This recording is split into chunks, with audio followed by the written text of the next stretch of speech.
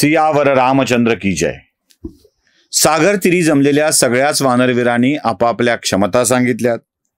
गज, गवाक्ष, गवय, शरभ, गंधमादन, मैंद, द्विविज, सुषेण, जांबवान या सगळ्यांनी आपापल्या क्षमता सांगितल्या.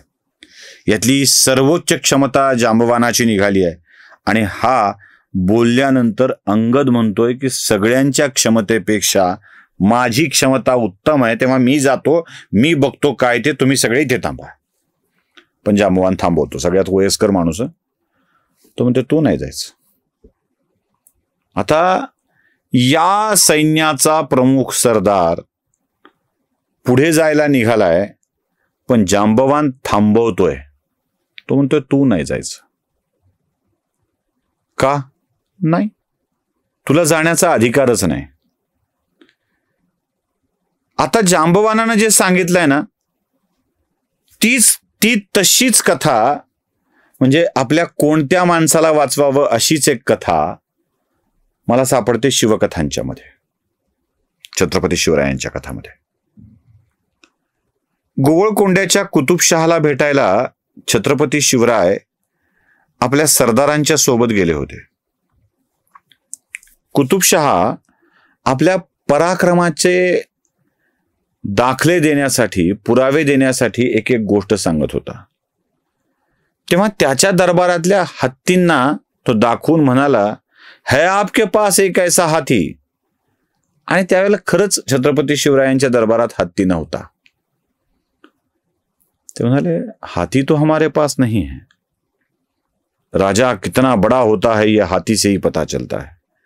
आता शिवाजी महाराजांना हे माहित होतं की आपले सगळेच किल्ले हे उत्तुंग गडावर आहेत, डोंगरांवर आहेत. तिथं हत्ती नेणं आणणं अवघड आहे. आणि सगळ्यात मोठी, छोट्यापासून सुरुवात केली होती. हत्ती पोसायचा कोण? ज्याला हत्ती पोसायचा कळतं ना, म्हणजे उगीच आपण हत्ती पोसत असतो बऱ्याच वेळेला आपल्या मोठेपणासाठी. म्हणजे काय आपण कोण आहेत आपण असा प्रश्न पडणाऱ्यांना हत्ती पोसायची सवय असते. हत्तीचं अन्न, हत्तीला सांभाळणं, त्याचा रखरखाव, या सगळ्या गोष्टीत किती खर्च लागतो याचा अंदाज नसतो.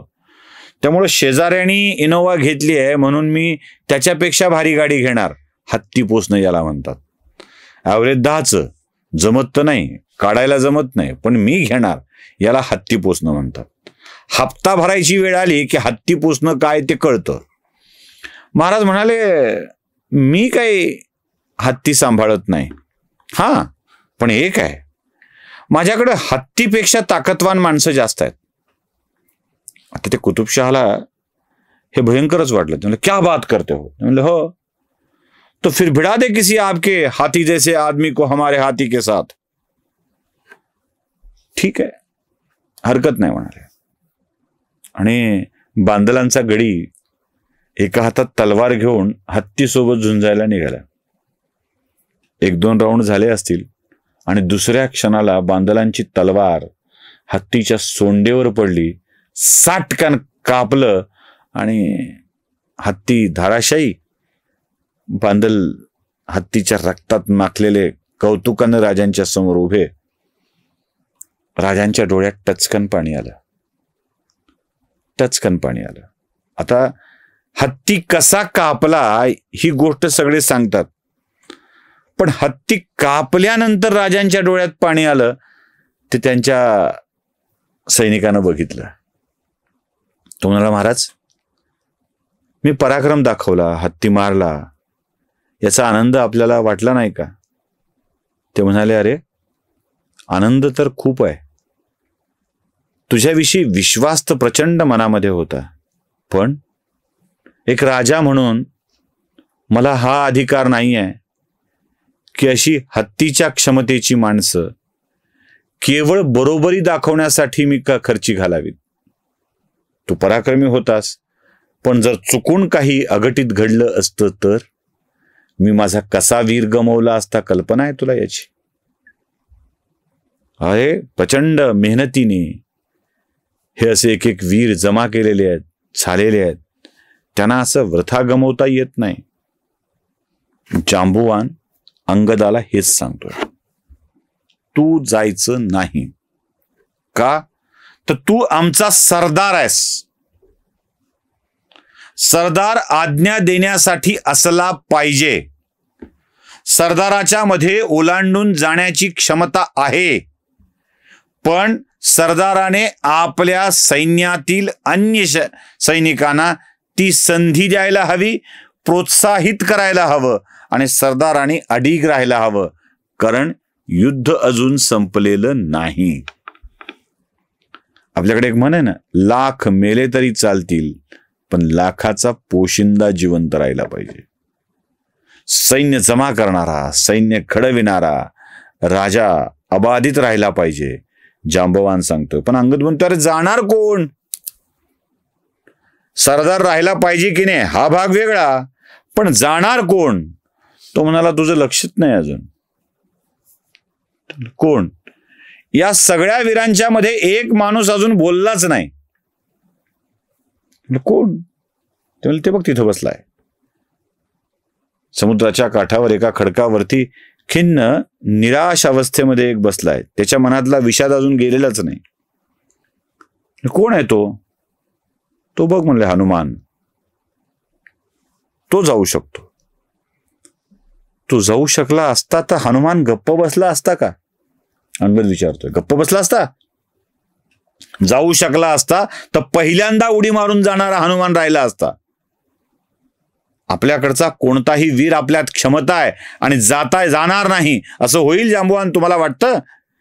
तो म्हणतो, हो तो जाऊ शकतो, पण गेला नाही यासाठी की अजून त्याला आपण जाऊ शकतो का नाही हे माहित नाही. लक्षात ठेवा, रामायणातला हनुमान आणि आपण काही फारसा फरक नाही. अडचण काय आहे? आम्हाला माहीतच नाही की आमच्यात आपण करण्याची क्षमता आहे. माहीतच नाही आम्हाला आम्ही काय करू शकतो म्हणून. ती छोटी गोष्ट आहे ना. सगळे आपले मोटिवेशनल स्पीकर सांगत असतात बघा, या अशा गोष्टींची आवश्यकता काय मला माहित नाही, पण सांगतात ते की एक बारकं वाळलेलं पोरगं आणि एक जाडं पोरगं मित्र होते. ते जंगलात खेळायला गेले. मग खेळता खेळता जाड्या पोराचा पाय घसरला, तोल गेला आणि तो एका खोल विहिरीत जाऊन पडला. मग तो ओरडू लागला, वाचवा वाचवा. आता हे एवढं जाड होतं की त्या वाळलेल्या पोराला बाहेर काढणं शक्य नव्हतं, पण वाळलेल्या पोराने दोरीचा वेल केला आणि ती वेल विहिरीत टाकली. मग जाडा त्या वेलीवर चढत चढत येऊ लागला, तो त्यालाही ओढू लागला आणि हळूहळू हळू करता करता त्या वेलीवरून जाड्याला बाहेर काढलं त्या वाळलेल्या पोराने. दोघं मित्र मिळून पुन्हा गावात आले. जाड्याने गावाला कहाणी सांगितली की माझ्या मित्राने मला वाचवलं, गावाने त्यांना वेड्यात काढलं. म्हणाले, हा बघ केवढा एवढासा, त्याला कसं जमलं नाही. तेव्हा लोकांनी विचारलं, अरे वाळलेल्या पोरा म्हणले, तुला कसं शक्य झालं? तो म्हणला, शक्य यामुळे झालं की तू करू शकत नाहीस म्हणणारा कुणी नव्हता. तुला काय जमणार आहे, तुला काय येत आहे का असं म्हणणारा आजूबाजूला कुणी नव्हता. त्यामुळे माझ्यातली उमेद जागी केली आणि मी त्याला बाहेर काढलं. तुम्हाला हनुमान करू शकेल, त्याला माहित नाही आपण करू शकतो म्हणून. आपली अवस्था अशीच असते. आपलीही अवस्था अशीच असते. आमच्या दडलेल्या हनुमानाला दडलेल्या शक्तीची जाणीवच नसते, म्हणून आपल्याला कुठे जमणार आहे म्हणून आपण गप्प बसतो. गल्लीत एखादा गावगुंड आला तरी खिडकी हळूच उघडून त्या कोपऱ्यातून बघून, बाप रे केवढा भयंकर आहे हा, म्हणून आपण खिडकी बंद करतो. त्याची नजर आपल्यावर पडायला नको याचा विचार करतो. पण खिडकी काय, दार उघडून कमरेवर हात देऊन, कोण रे तू आरामखोर असं म्हटलं की तो गावगुंड घाबरतो, याची जाणीवच आम्हाला नसते. कारण खिडकी उघडणारे हात किती आहेत, दार उघडणारे हात किती आहेत, आणि किती घरांची दारं उघडून बाहेर येऊ तेव्हा ते बळ कसं कामाला येतं हे लक्षात येत नाही. त्यामुळं जांबवान सांगतोय की मी हनुमानाला आता प्रोत्साहित करतोय, त्याच्या बळाची जाणीव करून देतोय. कृपया तू जाऊ नकोस, हे कार्य हनुमान पार पाडू शकतो. काय सांगतोय जांबवान हनुमानाला ते बघूया पुढच्या भागामध्ये. सियावर रामचंद्र की जय.